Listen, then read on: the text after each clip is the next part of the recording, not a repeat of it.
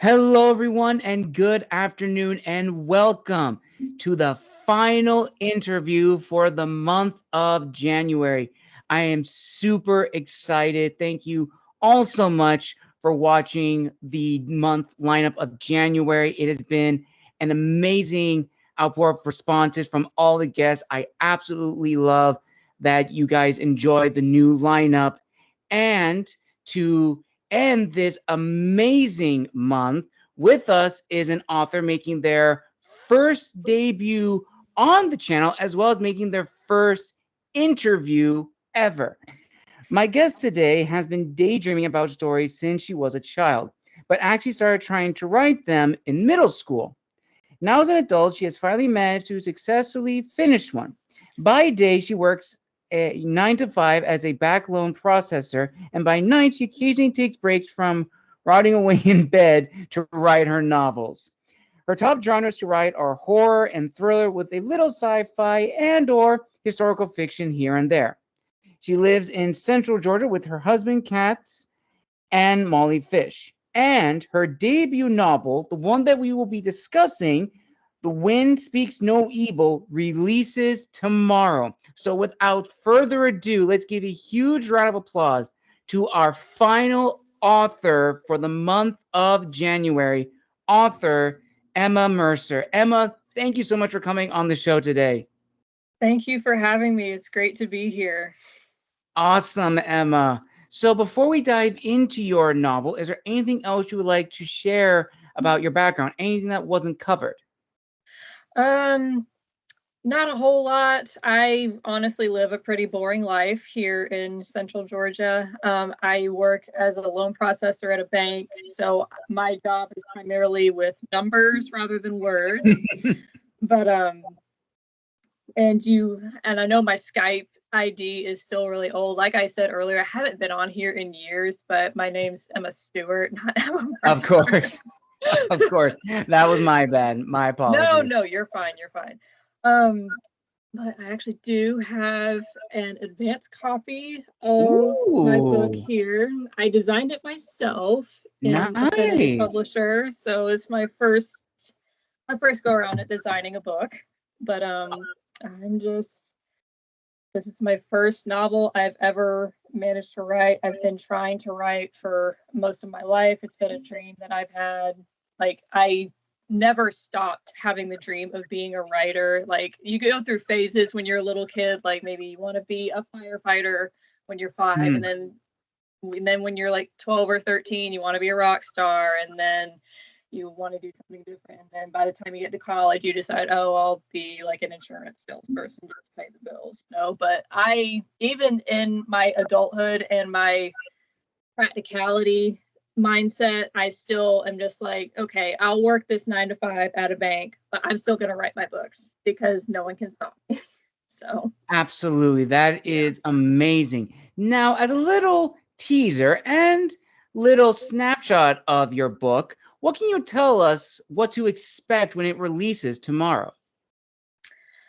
I will say that readers can expect a very character driven story, which is something that I myself do not see a whole lot in the thriller genre. Thrillers Hmm. tend to be very plot driven, which is not always a bad thing. Like, a good plot is a good plot, and people are going to be interested, wanting to know what happens next.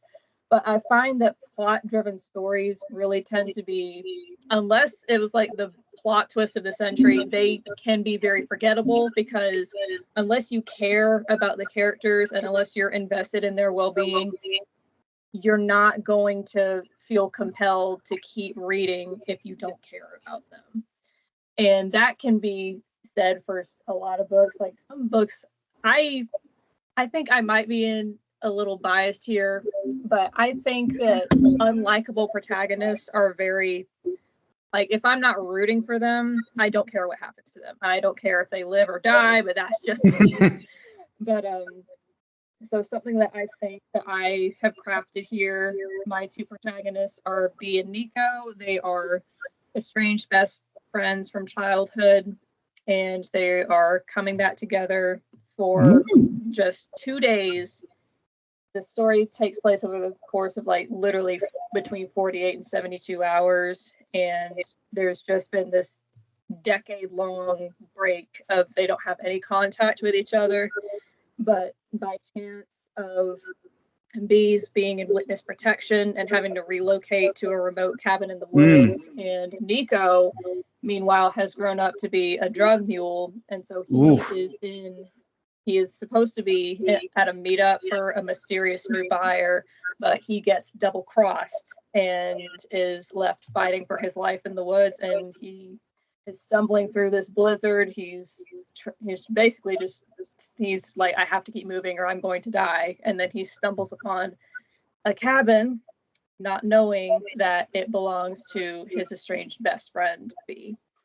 So it's a very tense reunion. They did not part on good terms. There's still a lot of unresolved tension. There are a lot of flashbacks just cluing in how they got to where they are at the current point in their lives. But I tried to write these characters with a lot of heart, and from feedback that I've gotten, people have said that they hurt with the characters. Their heart breaks with them. They just want them to find peace, and that's ultimately what I set out to do. So that is what I can tell you about my debut novel. That is actually very fascinating, and almost sounds it's very cinematic in the sense that, it definitely does set the tone very early, especially anything that has to involve with the wilderness. I've always find very fascinating how authors can use it to their advantage. And we will touch on this later, but before that, I do want to make one more comment, is that, nature in itself is a character. It can be used in a variety of different ways. And I'm just curious, that approach to storytelling and how you approach your characters, has that always been with you? Were you always like a very creative person, or did this creativity sort of come about later in life? I think that I've always been a pretty creative person.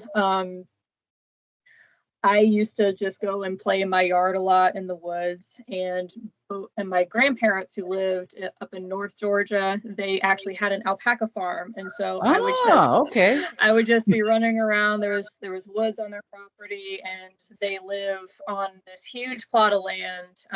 My grandmother, she is one of 7 siblings.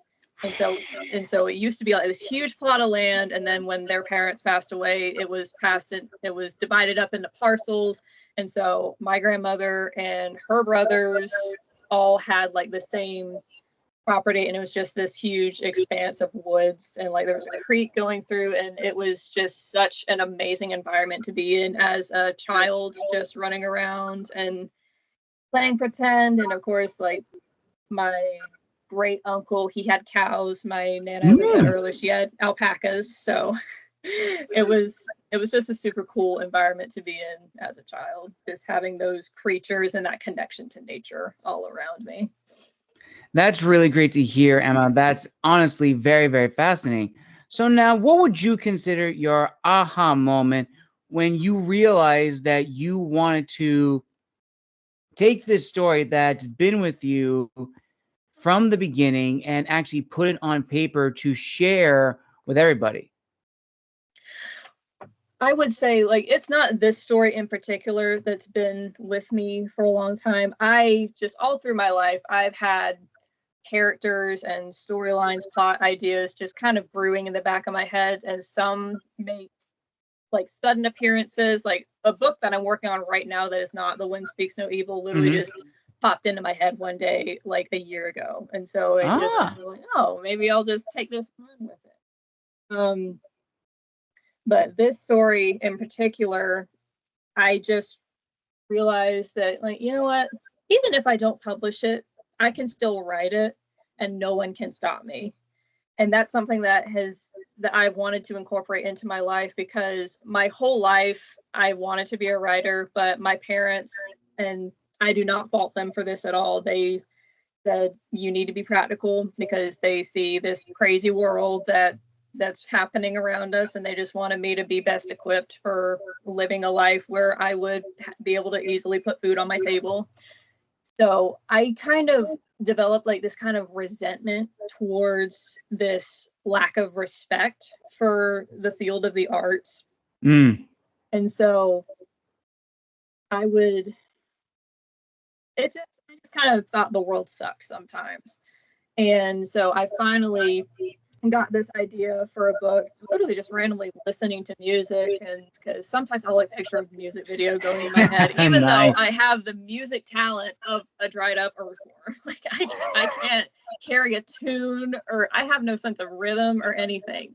But sometimes if I find a song and it just sounds really cool, I'll just start daydreaming about it. And it's like a music video in my head. And it's just like, this would make a really cool book. And so that's what made me decided to put it on paper. But I committed to actually finishing it and deciding, you know what, screw it. I'm going to publish this because I'm self-publishing. I'm not worried about dealing with agents or any six-figure book deals. Like, I still have my 9-to-5. I don't plan to give it up anytime soon, just because that sense of practicality is just always going to be drilled into me. But I just wanted to, I guess it's a way I'm telling my inner child that her dream was not silly, I guess.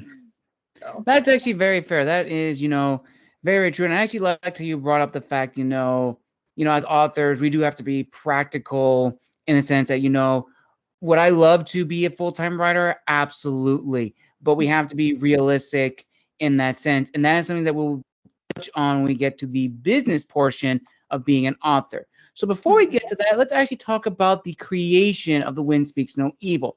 So walk me through it. So after you've made the decision to write this story, you're at your computer, or maybe you're using a notepad to pen down the initial draft or outline. What were the goals you had for yourself as the author, as well as the promises to your future readers? The goal to myself as the author was simply to finish it, because ever since I really started wanting to write stories in like middle and high school, and I finished a couple, they were totally awful because I was 13 and everything you write when you're 13 is awful. But I have this folder in my computer called Scrapyard, and it's literally just all the stories that I wrote when I was that young age. And I'm looking, and before I started writing this, I was looking through them and I'm like, you know what? These don't even have plots. Like, it's literally just a list of things happening to characters. And I really just went through and actually read a lot of my old writing and said, okay, what is missing here? What can I add?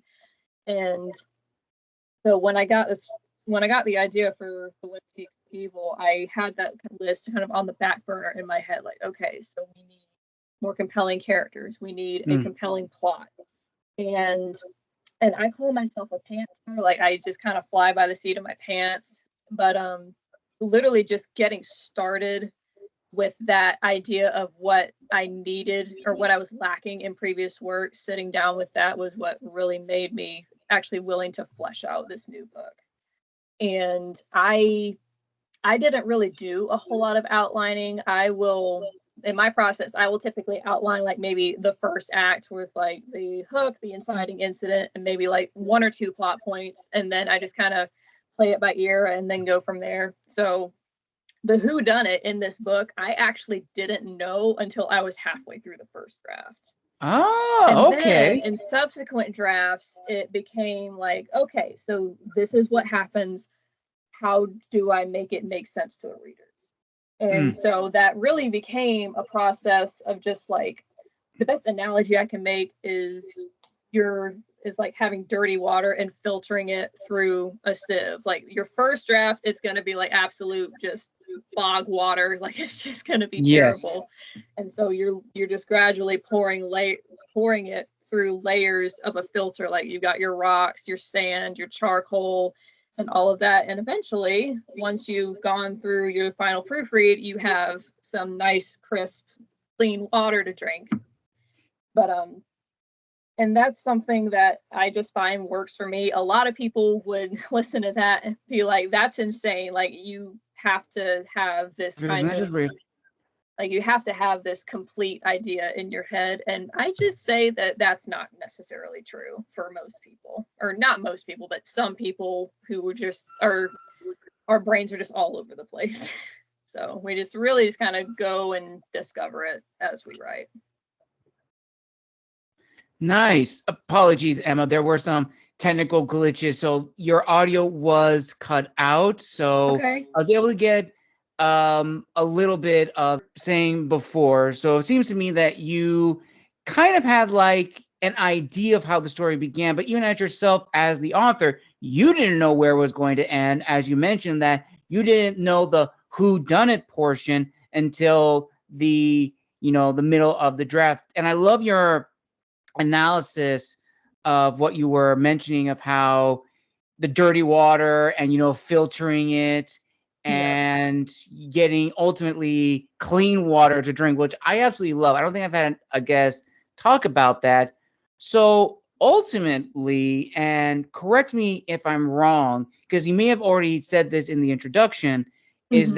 that for your readers, you wanted this story to be a character driven thriller story as opposed to a plot driven. And as you said, there's Yes. nothing wrong with plot driven thriller stories, but it's a nice change of pace when it's character driven. And from what Yes. you've explained to me about the characters, it definitely has that intense edge of your seat feeling. So now I'm curious. So after you've made the edits for your first draft, did you do Mm-hmm. any beta readers or ARC readers for this book? I did. Let's see. I in total I wrote about 5 drafts, and after draft 5, it became just like formatting and proofreading and stuff like that. So absolutely no change to the plot whatsoever. After I wrote the first draft, I asked my mom to read it, and my mom was an English teacher for a long time. She was actually my English teacher, but so I asked her to read it, and she was still teaching at that time, so she was kind of busy. But what I really did was I really just let it sit for like about a month and a half, and then I went back and read through it. And the best way to remove an author's beer goggles is just time, just letting Mm. it sit. Don't look at it, don't read it, don't think about it.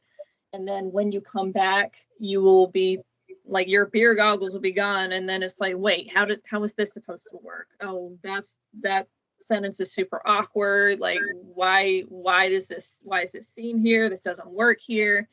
And so it really just became a cycle of letting it sit for a month. Like, let's see, after the first draft, I let it sit for a month and a half, and then I wrote the second draft.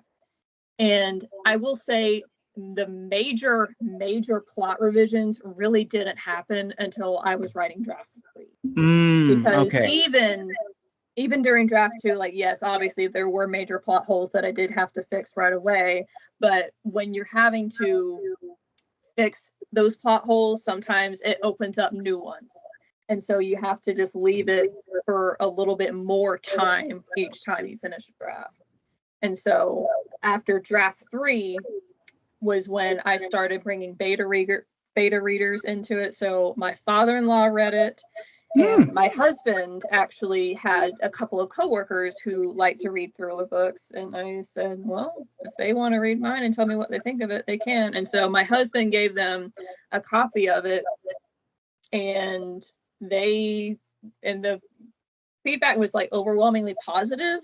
So I went in and took what feedback that they had, like the major feedback that my father-in-law gave me was, I mean, this won't spoil too much here, but there is a point where Nico is in like his drug deal gone wrong. He's being double crossed. And so he and his partner are in a truck, and the engine is left idling while they're around the back doing the drug deal. And one of the buyers slips off, and Nico is he's kind of like the bodyguard. So he's like, wait, I need to keep an eye on him. So he goes around to the front of the truck, and he sees that the guy has the hood open and he's got wire cutters. And initially I had him cut the battery wire, but when I sent that to my father-in-law, he commented that wouldn't make it stop. So I had to ask him, like, well, okay, how can I make the engine stop running while it's still there? So that was a major plot hole that I had to fix right then. But so after implementing that, and there were a few fixes that I noticed on my own just after going back and looking and having time to decompress on it. But so then I did a line edit where I just went in and focused more on like character voice and like making my writing more concise, because my prose can be a little bit flowery at times, and sometimes okay, I don't need this word, I don't need this word, I don't need this word. And that draft, I considered it draft 4, and that was what I sent to a professional editor. And so my editor my editor was actually very, very quick, which is not something that you see a lot in that field, but he had it back to me within 10 days. And so he gave me like this report of all the things that did good and all the things that needed work. And so then that was the last round of like major overhauls of any specific plot points or scenes or rearranging that I needed to do.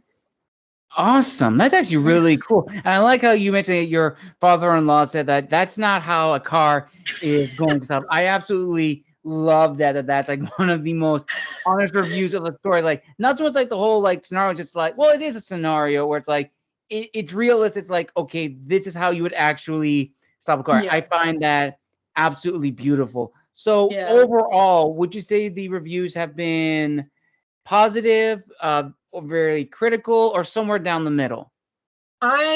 So far I only had like 2 ARC readers who actually have the final product in their hands, but both of them reviewed it 4 out of 5 stars, which is all a debut author can really ask for. But now I will say one ARC reader was a friend of mine, and he said that his biggest criticism was pacing.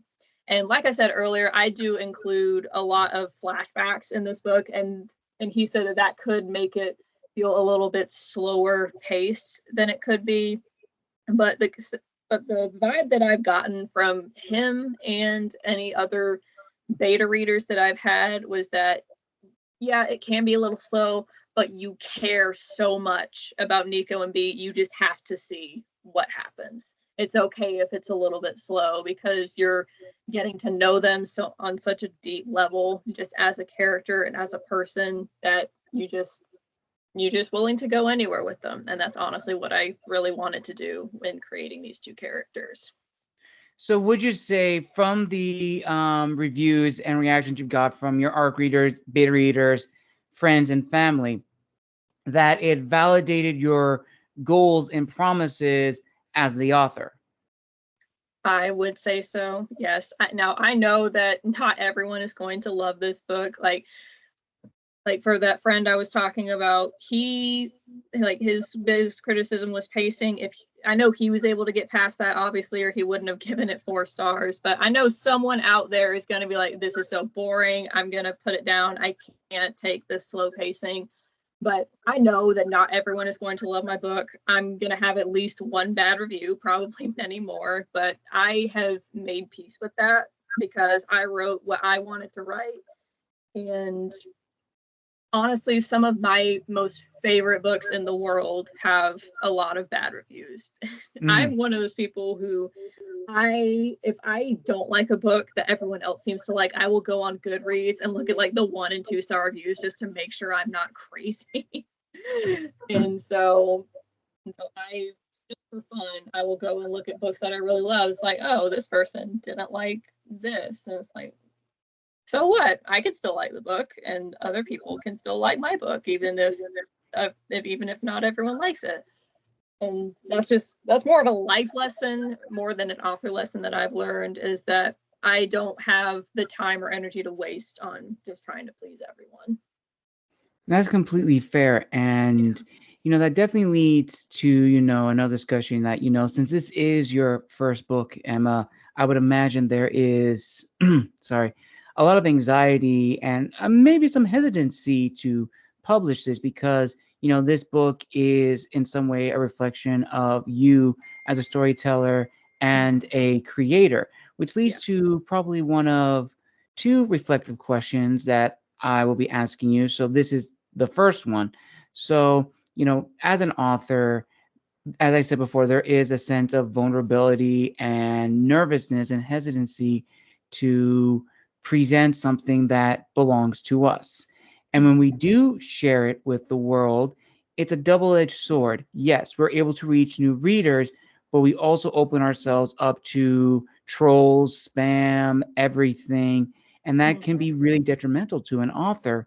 Yeah. So I'm just curious, Emma, for you, when you were drafting this story and getting it ready for publication, did you Mhm. have the thoughts of, anxiety, nervousness, and imposter syndrome?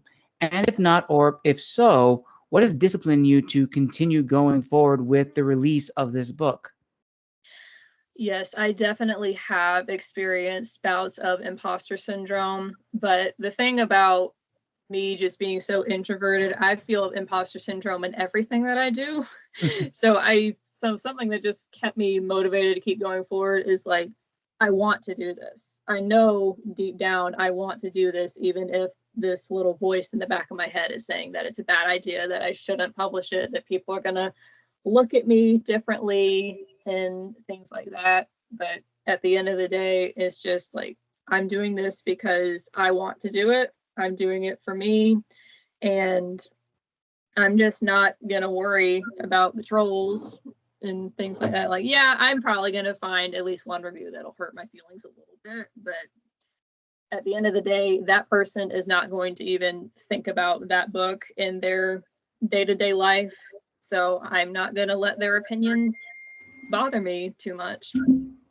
That I think is very well said, Emma. And that kind of leads into the business portion of the interview and talks about, writing for our audience and understanding our audience. But Mm-hmm. before we get to that, just a little icebreaker question. And I think you may have already answered this before in the introduction. So, with the release of The Wind Speaks No Evils, are we to assume that this is almost like an indie book, or does this book belong to like a small independent companies, like a lineup?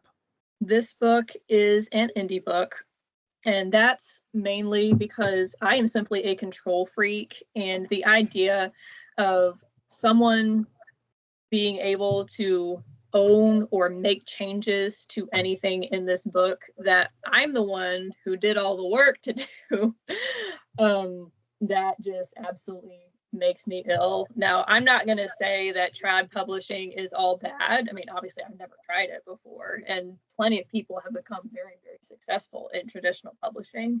But that's just something that would not work for me because, like I said, I designed the interior of this book. I designed the book cover, and aside from my professional edit, I am responsible for every single word that is in this book.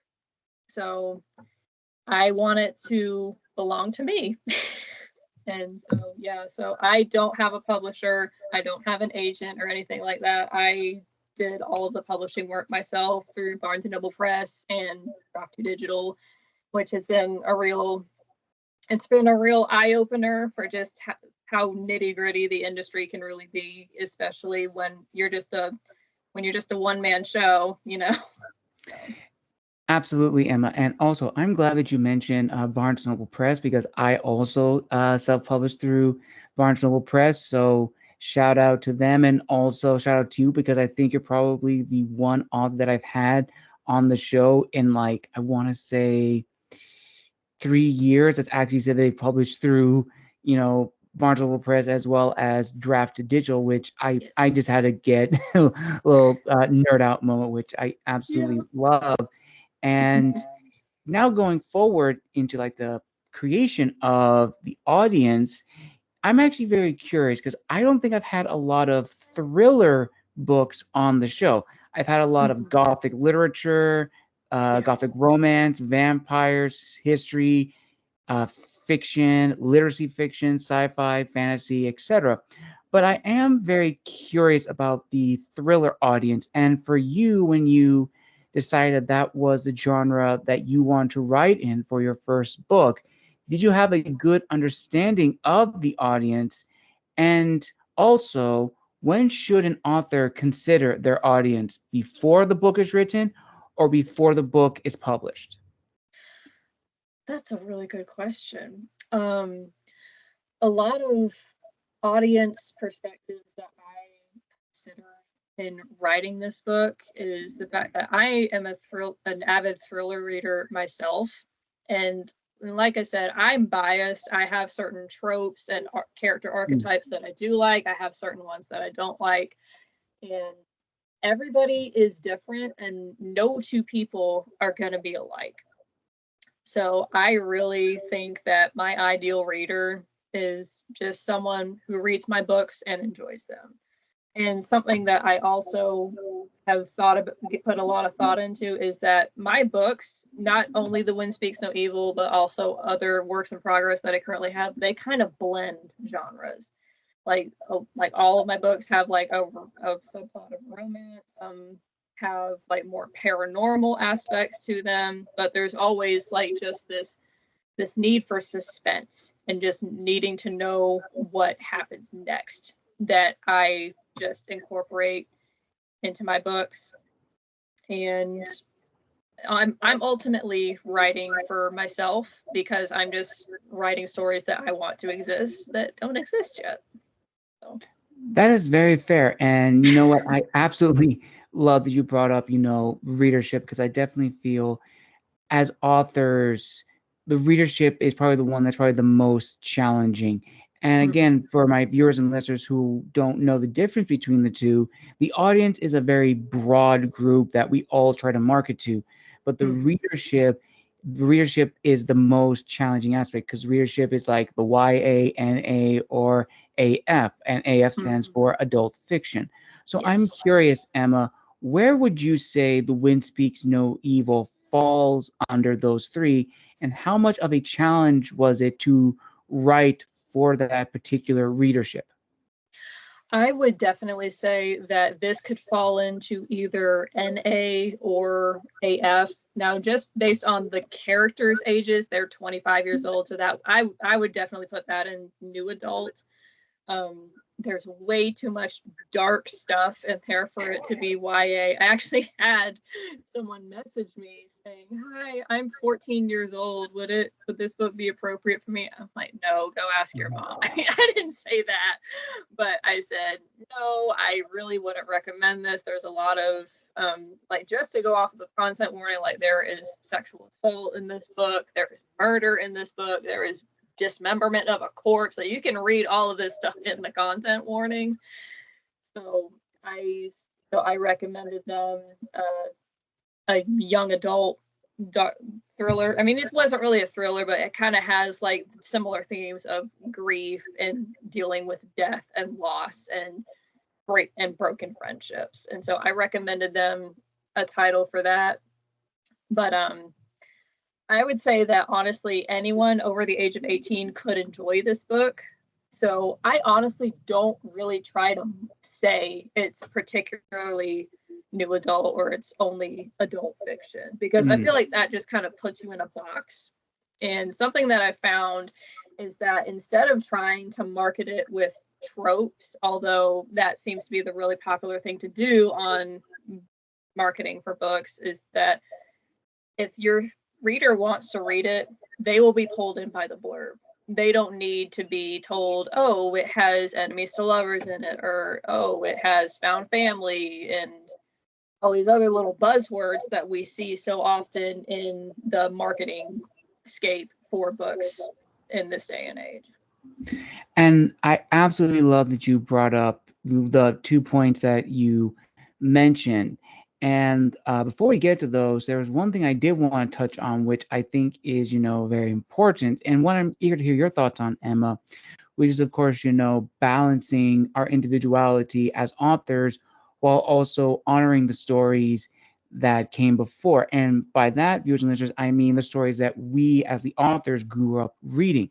Now, Emma, Yes. no doubt that there were a lot of thriller books that you read that may or may not have influenced the creation of The Wind Speaks No Evil. So I'm Mhm. curious, for you as the author, how did you balance these two scales? And did you find it difficult at any point of the journey? I did find it a little bit difficult because some of the thriller books that I really, really love, like a book that really influenced this one is called The Life We Bury by Alan Eskins, and it also takes place with like in the very, very bleak winter.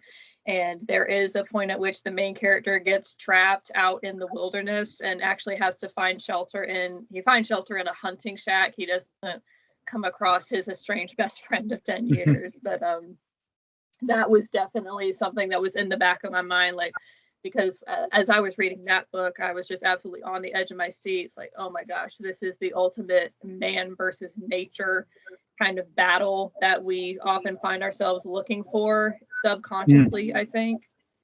And but that book, like, while there was romance in it, it definitely was a subplot and was really in the back seat, whereas I would say, honestly, say The Wind Speaks No Evil is just as much a romance as it is a thriller. So like I said, I just kind of like to blend genres because I just write stories that I want to exist. But that was one thing that I was worried about in marketing, especially to thriller readers, because thriller readers, they are in it for romance. They're in it for the thrill. So that is very, very true, Emma. And going back to what you said about, how as authors we tend to be put in boxes in terms of, like, how we approach storytelling, how we approach characters. That also kind of leads also into how we use tropes and trends in the publishing industry, because a lot of authors have their own opinions on this. But for me personally, I definitely feel tropes can be useful if they're not the main reason for writing the book. And I'm absolutely. wondering, thank you. And I'm wondering for you, how much of a challenge was it to where you wanted to have tropes sprinkled throughout, but it's not sort of like the main draw to your book? Yeah, so tropes, I think they can be useful in marketing, but they definitely weren't something that I had in my mind while I was actually writing the story. They were definitely something that once I had finished like the third or fourth draft and was really starting to try and build hype around the book, that was when I really started looking into tropes. And I found myself just sitting there scratching my head like, okay, so technically it's childhood friends to lovers, but it's also second chance romance. And like it's I made up a little joke trope, the grumpy sunshine trope that you see. I just did grumpy grumpier because neither of them are really sunshiny people. But I honestly find that they can be a little bit helpful, but I very rarely put out a marketing post that didn't have the blurb in the caption. Because, like I said earlier, the blurb is ultimately what makes readers decide whether they do or don't want to read your book. And because I'll say I enjoy tropes like enemies to lovers and found family, stuff like that, but that's not going to be the reason that I pick up a book. If someone tries to say, hey, you should read this book, it has X number of tropes in it, I'll be like, okay, what's the plot? Like, what's the premise? What's it about? Because if it's something that is just totally out of my interest, I'm not going to want to pick it up, no matter how many like little buzzword tropes are in the marketing department for it. That is, probably one of the many truths in the publishing industry, Emma. And I'm actually glad you brought that up. And another truth, which I think you mentioned earlier that I also touched on, was the fact that, in this industry, it's not a get rich quick money scheme. It's not a moneymaker. Would I like it to be? Yes. And I'm sure you would definitely agree, Emma, but that is not the case. And I definitely feel, as authors, that there are many paths for us to get to that status where we can write for a living. And for me, I'm interviewing now for almost 6 years now, with this episode being 115 authors that I've interviewed thus far. I've come to the understanding that there are two roads: to be an author and to be known as an author. One is dedicated to storytelling, not motivated by money. The other is dedicated to marketing and money. And both paths have their own trials and hurdles. but Mhm. definitely for first time authors, generally speaking, the second path is the most enticing, but that Yeah. leads to a lot of unrealistic goals and expectations. And the hard truth about this industry is there is no guarantee your first book is going to guarantee you an overnight success. Are there exceptions to the rule? Absolutely. But generally speaking, not everyone's book is going to be a New York Times bestseller. It's not going to be a Pulitzer Prize winner. And that is a hard pill to swallow, but it is the truth. And so I turn over to you, Emma, to hear your thoughts on this discussion that while that may be true, it shouldn't stop a person from writing and honing one's craft if this is truly a industry they want to commit themselves to. Right. Yeah, I totally agree about the two paths, but something that I think a lot of aspiring authors should remember is even if you're not overly successful, excuse me, even with your first book, that doesn't mean that you shouldn't write, because ultimately the books that are worth reading are books that were written with love of the craft in mind. Mm-hmm. And while I also would love for the industry to be a nice little money grab, like I've got some bills that need to be paid, but I mean, honestly, I would rather this book sell like 500 copies in its lifetime, just knowing that I put my heart and soul into this and I was authentic to myself all throughout the process, and that I wrote the story that I wanted to read. I didn't write something that an agent thought would be more marketable, because honestly, I feel like that would be that would, to me, that would feel like I would be selling a part of my soul, and I just can't do that. Now, I do not fault anyone who wants to do that. I mean, if you want to get your bag, girl, but that's just not something that I aspire to do, and it's not something that I would encourage, especially young aspiring authors. That's not something that I would encourage them to do. Absolutely. And it also comes to this mindset of what kind of writer do you want to be? Do you want to be a writer who's writing for like a hobby, or do you want to be a commercial writer? Because both are two different mindsets. One is just writing for the fun to hone the craft, and the other is trying to make a living. Now, again, it's whatever you want to do with your path as the author.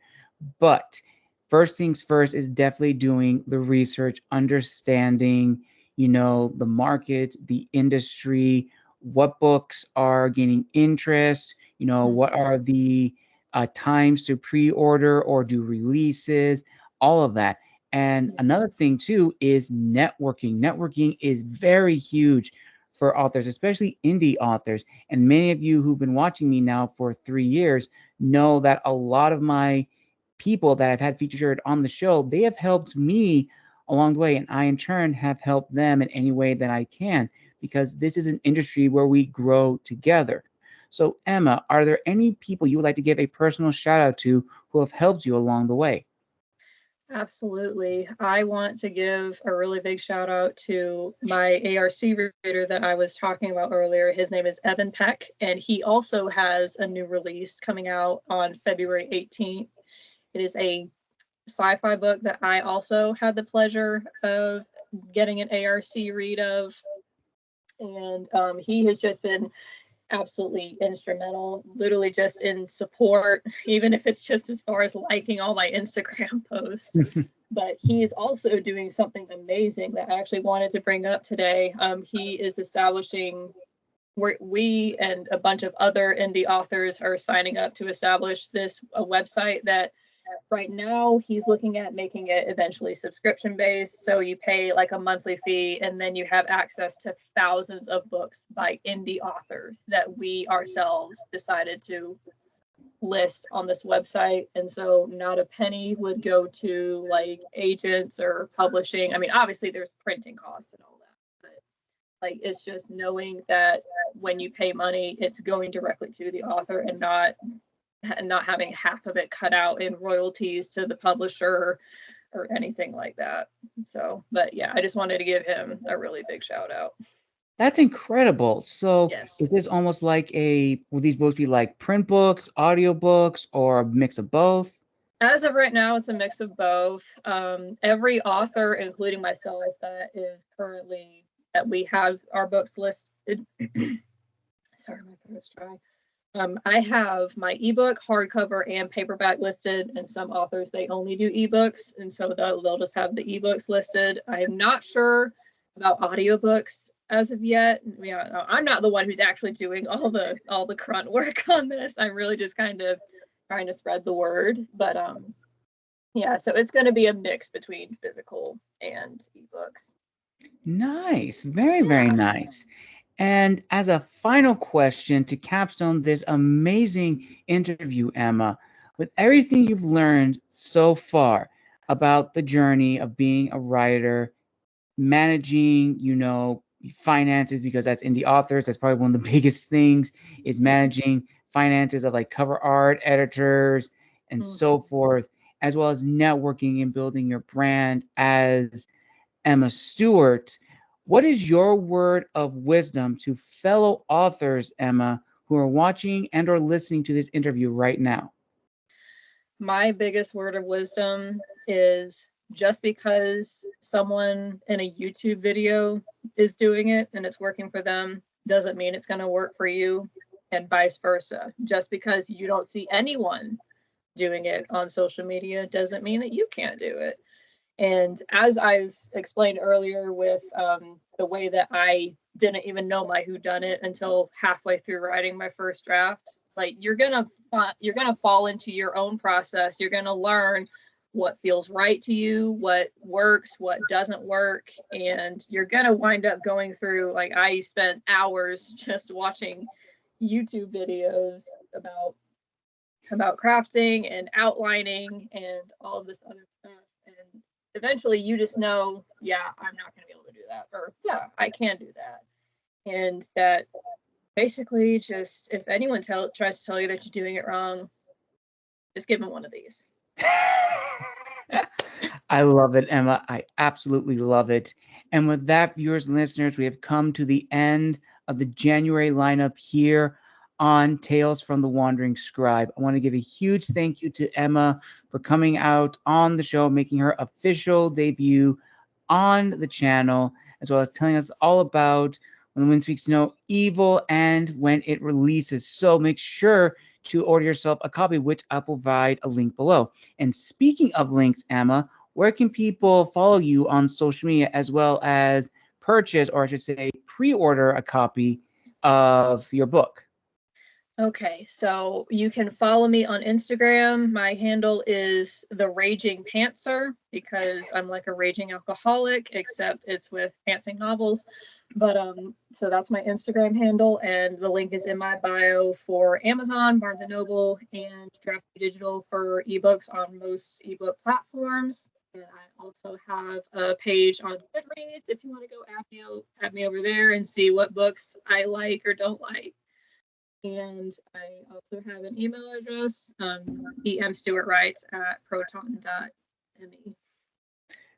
Awesome. I will link all those down below in the description of this video, as well as link the website to Audio Mazes, which I want to reiterate, viewers and listeners, we are still accepting applicants for authors, editors, sound designers, sound mixers, narrators. If you want to jump and be a part of this amazing opportunity, you are most welcome, as well as check out our other services, which we have on the website. I want to give too much away, but I definitely think you will be very, very interested. Again, a huge thank you to Emma for coming on the show, and a huge thank you to everyone who has been a part of the January lineup. Thank you so much from the bottom of my heart. And I hope to have you all back on the show for a follow-up interview. Maybe it's another book in the series, maybe it's an entirely different book, or maybe you're part of a new collection of authors doing something incredible like Emma is doing with her colleagues. We'll just have to keep in touch. And as always, make sure to like, comment, and subscribe down below. And until next time, this is the Wandering Scribe and the Wandering Quill, wishing you a wonderful evening, morning, afternoon, wherever you are in the world.